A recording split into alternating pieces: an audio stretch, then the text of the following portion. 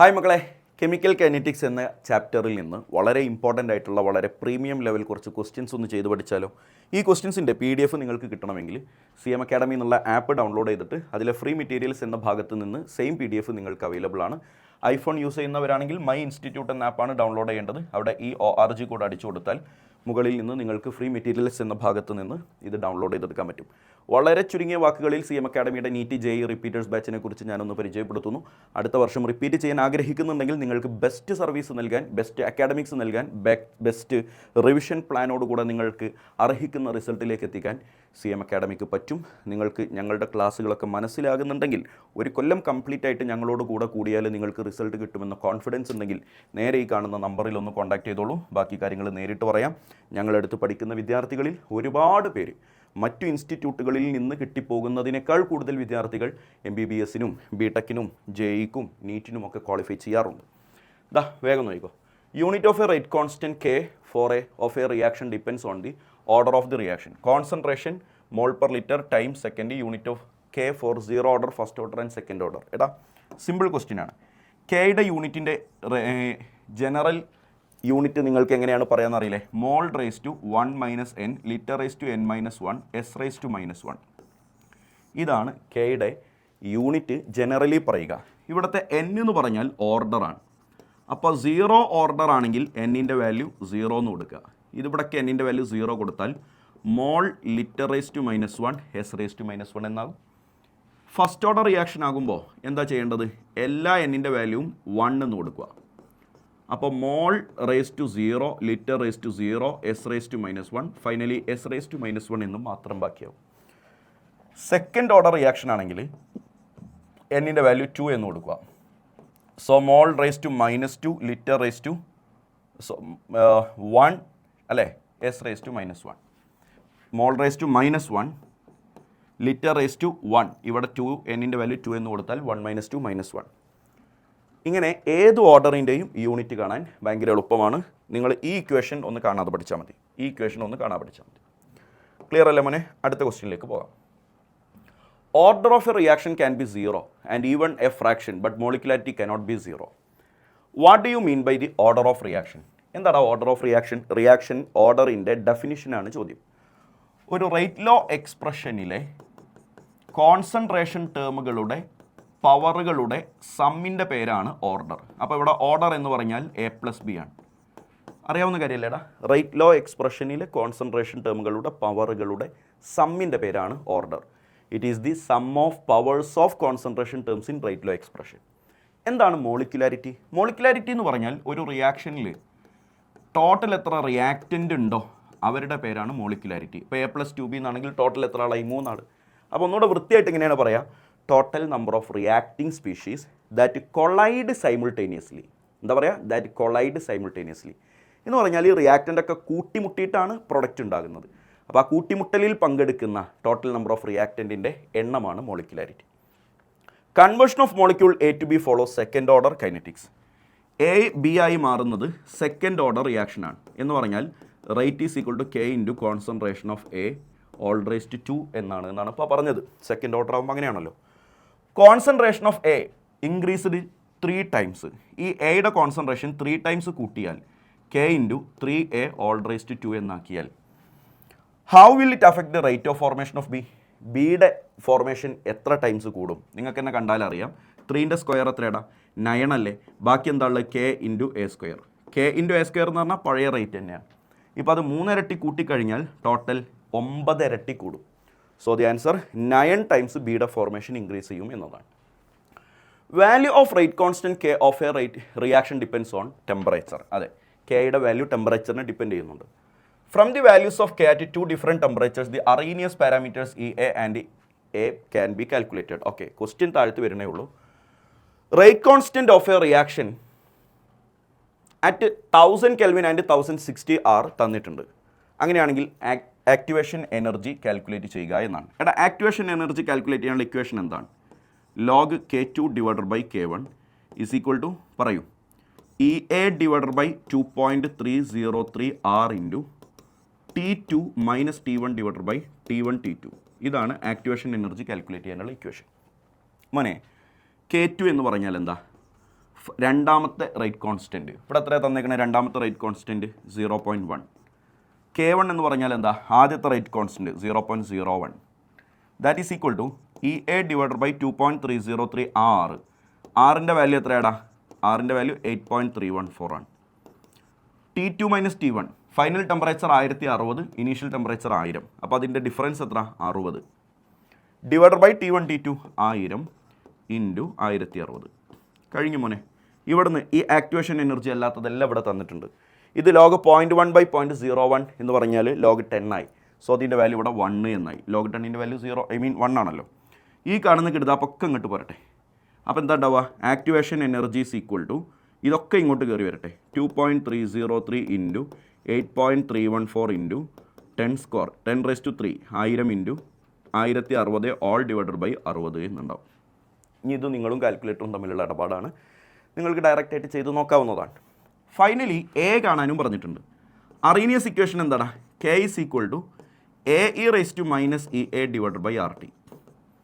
അപ്പോൾ നിങ്ങൾ ചെയ്യേണ്ടത് ഈ ഇക്വേഷനിൽ വാല്യൂ സബ്സ്റ്റിറ്റ്യൂട്ട് ചെയ്യുക. ഇങ്ങനെ ചോദിച്ച് കാണാറില്ല, ചോദിച്ചാൽ ആൻസർ ചെയ്യേണ്ട രീതി പറഞ്ഞു തരികയാണ്. അപ്പോൾ K എന്നത് പറഞ്ഞാൽ റേറ്റ് കോൺസ്റ്റൻറ്റ്, ഏതെങ്കിലും ഒരു റേറ്റ് കോൺസ്റ്റൻറ്റ് വാല്യൂ ഇവിടെ സബ്സ്റ്റിറ്റ്യൂട്ട് ചെയ്യുക. ഇത് ഇയാളായിക്കോട്ടെ 0.01 ഫസ്റ്റ് റേറ്റ് കോൺസ്റ്റൻറ്റ് സബ്സ്റ്റിറ്റ്യൂട്ട് ചെയ്യുക. അപ്പോൾ അവിടെ നിന്ന് നിനക്ക് 0.01 എന്ന് എഴുതി. എ നമുക്കറിയില്ല, ഇയുടെ വാല്യൂ 2.7 ആണെന്ന് ഓർത്ത് വെക്കുക. All raise to minus EA activation energy നമുക്ക് ഇവിടുന്ന് ചെയ്തിട്ട് കിട്ടുമല്ലോ. ഡിവൈഡഡ് ബൈ ആർ എന്താ? 8.314 ഇൻറ്റു ടെമ്പറേച്ചർ എന്താ? 2 ടെമ്പറേച്ചർ തന്നിട്ടുണ്ട്. അതിലേതാ ഉപയോഗിക്കുക? 2 റേറ്റ് കോൺസ്റ്റൻറ്റ് വന്നപ്പോൾ നമ്മൾ ആദ്യത്തെ റേറ്റ് കോൺസ്റ്റൻ്റ് അല്ലേ എടുത്തത്. അപ്പോൾ ആദ്യത്തെ ടെമ്പറേച്ചർ തന്നെ ഇവിടെ യൂസ് ചെയ്യണം. 1000. കാൽക്കുലേറ്ററിനോട് ചോദിക്കാനുള്ള കാര്യങ്ങളാണ്. ഞാൻ അതിൻ്റെ വാല്യൂ സബ്സ്റ്റിറ്റ്യൂഷൻ മാത്രമാണ് നിങ്ങൾക്ക് പറഞ്ഞു തന്നത്. ബാക്കി സിമ്പിളായിട്ട് നിങ്ങൾക്ക് കാൽക്കുലേറ്റ് ചെയ്തെടുക്കാൻ പറ്റും. What you mean by first order reaction? Order 1 ആയിരിക്കുന്ന റിയാക്ഷൻസിൻ്റെ പേരാണ് ഫസ്റ്റ് ഓർഡർ റിയാക്ഷൻ. അതായത് റേറ്റ് ലോ എക്സ്പ്രഷൻ എഴുതുമ്പോൾ കോൺസെൻട്രേഷൻ ടേമുകളുടെ പവറിൻ്റെ വാല്യൂ 1 വരുന്ന ആൾക്കാരാണ് rate law first order reaction. What is the relation between rate constant and half life period of first order reaction? Half life എങ്ങനെയൊക്കെയാണ്? T1/2 of first order reaction 0.693 divided by K. ഇതാണ് relation. ഇവിടെ 0 order reaction ആയിരുന്നെങ്കിൽ half life കാണാനുള്ള equation T1/2 is equal to പറഞ്ഞോളൂ R0 divided by 2K എന്നതാണ്. അപ്പോൾ പരീക്ഷയ്ക്ക് ചിലപ്പോൾ ഇങ്ങനെ ചോദിക്കാറുണ്ട്, ഫസ്റ്റ് ഓർഡറിലാണോ 0 ഓർഡറിലാണോ ഹാഫ് ലൈഫ് ഇനീഷ്യൽ കോൺസെൻട്രേഷനെ ഡിപ്പെൻഡ് ചെയ്യുന്നത്? ഇനീഷ്യൽ കോൺസെൻട്രേഷനെ ഡിപ്പെൻഡ് ചെയ്യുന്നത് 0യിലാണ്. കാരണം അവിടെയാണ് ഇനീഷ്യൽ കോൺസെൻട്രേഷൻ എന്നുള്ള ടേം ഉള്ളത്. ഫസ്റ്റ് ഓർഡറിൽ അങ്ങനെ ഒരു ടേമേ ഇല്ല. അതുകൊണ്ട് ഫസ്റ്റ് ഓർഡർ റിയാക്ഷൻ്റെ half life independent on initial concentration. Any two difference between order and molecularity. എടാ ഓർഡറും മോളിക്കുലാരിറ്റിയും തമ്മിലുള്ള 2 ഡിഫറൻസ് ചോദിച്ചാലും 3 4 കൊടുത്തോ. എടാ ഞാൻ അങ്ങനെ പറഞ്ഞു പോകുന്നുണ്ട്. ഓർഡർ എക്സ്പെരിമെൻ്റലാണ്, മോളിക്കുലാരിറ്റി തിയററ്റിക്കലാണ്. ഓർഡറിന് 0 ആകാം, പോസിറ്റീവ് ആകാം, നെഗറ്റീവ് ആകാം, ഫ്രാക്ഷണൽ ആവാം. മോളിക്കുലാരിറ്റി പോസിറ്റീവ് ഹോൾ നമ്പർ മാത്രമേ വരുള്ളൂ. 1 2 3 ഇങ്ങനെ മാത്രമേ വരുള്ളൂ. പിന്നെ ഓർഡറിൻ്റെയും മോളിക്കുലാരിറ്റീൻ്റെയും ഡെഫിനിഷൻ ഞാൻ നേരത്തെ നിങ്ങൾക്ക് പറഞ്ഞു തന്നു.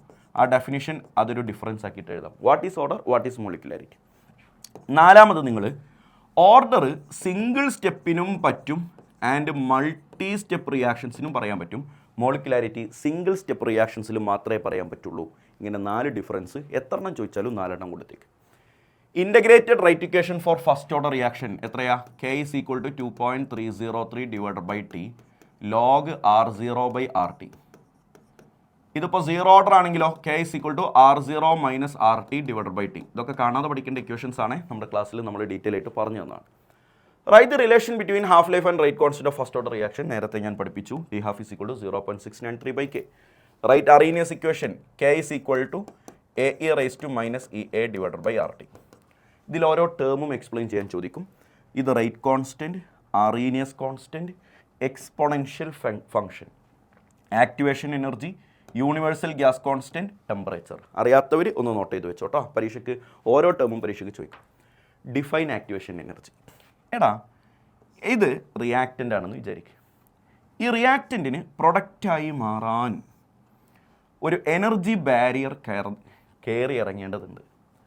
അപ്പോൾ ഈ എനർജി ബാരിയർ, ഇപ്പോൾ റിയാക്റ്റിൻ്റെ കയ്യിൽ ഒരു 100 ജൂൾ എനർജി ഉണ്ടെന്ന് വിചാരിച്ചു. ഈ എനർജി ബാരിയറിൻ്റെ ഏറ്റവും മുകളിലുള്ള വാല്യൂ 1000 ജൂളാണെന്ന് വിചാരിക്കുക. ആക്ടിവേറ്റഡ് കോംപ്ലക്സ് എന്നാണ് അവസ്ഥക്ക് പേര് പറയുക. അതിൻ്റെ എനർജി 1000 ആണെന്ന് വിചാരിക്കുക. അപ്പോൾ ഈ ഡിഫറൻസ് എത്രയാണ് മോനെ? 900 അല്ലേ? ആ 900ൻ്റെ പേരാണ് ആക്ടിവേഷൻ എനർജി. അപ്പോൾ എന്താ activation energy? It is the minimum amount of extra energy. എന്താണ് പേര്? അങ്ങനെ പറഞ്ഞേ, minimum amount of extra energy. Extra energy ആർക്ക് കിട്ടേണ്ടത്? Minimum amount of extra energy ആരാ?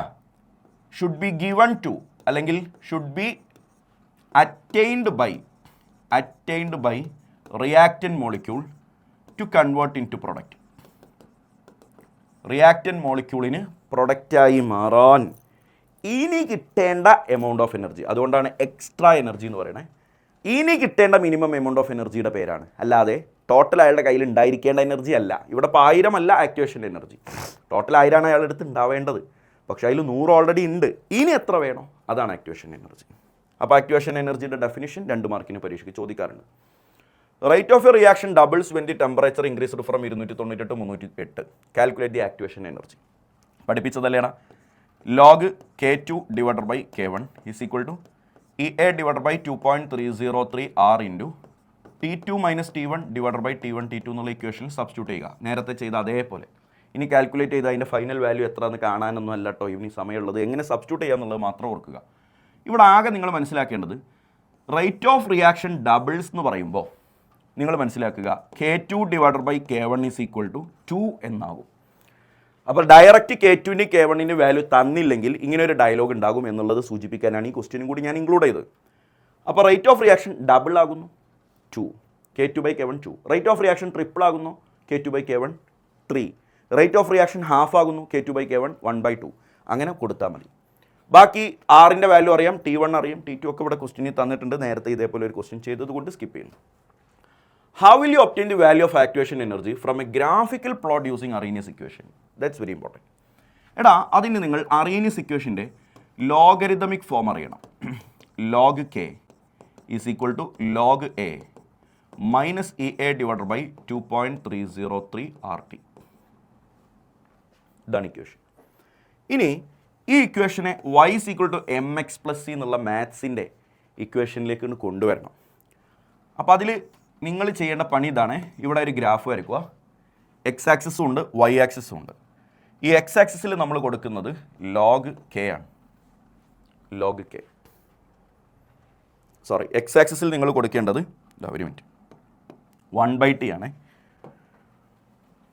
y is equal to mx plus c എന്നല്ലേ നമുക്ക് കിട്ടേണ്ടത്. അപ്പോൾ ഈ എക്സ് ആക്സിസിൽ കൊടുക്കേണ്ടത് 1/t ആണ്, വൈ ആക്സിസിൽ കൊടുക്കേണ്ടത് ലോഗ് കെ ആണ്. അപ്പോൾ ഇക്വേഷൻ വരുമ്പോൾ ദാ ഇങ്ങനെ ഒരു ഗ്രാഫ് സ്ട്രെയിറ്റ് ലൈൻ ഇങ്ങനെ വരും. ഒരു നെഗറ്റീവ് സ്ലോപ്പുള്ള സ്ട്രെയിറ്റ് ലൈൻ വരും.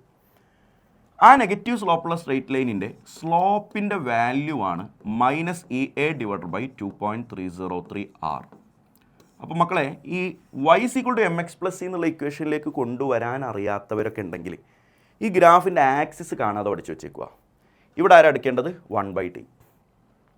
ഓക്കെ, ഇവിടെ ആരാണ് എടുക്കേണ്ടത്? Log K. ഓക്കെ, അപ്പോൾ ഇതാണ് y, ഇതാണ് m, ഇതാണ് x എന്ന് മനസ്സിലാവാത്തവരുണ്ടെങ്കിൽ ആ വാല്യൂ കാണാൻ പഠിച്ച് വെച്ചേക്കുക. ഏത് ആക്സിസ് രണ്ടും കാണാതെ പഠിച്ച് വെച്ചേക്കുക. അതിൻ്റെ സ്ലോപ്പിൻ്റെ വാല്യൂ എന്ത് എന്നുള്ളതും കാണാതെ പഠിക്കുക. പൊന്നുമോനെ, ആക്ടിവേഷൻ എനർജി ഇക്വേഷൻ വെച്ചും കാണാം, ഗ്രാഫ് വെച്ചും കാണാം എന്നാണ് ഞാനിപ്പോൾ ഈ പറഞ്ഞുകൊണ്ടിരിക്കണേ.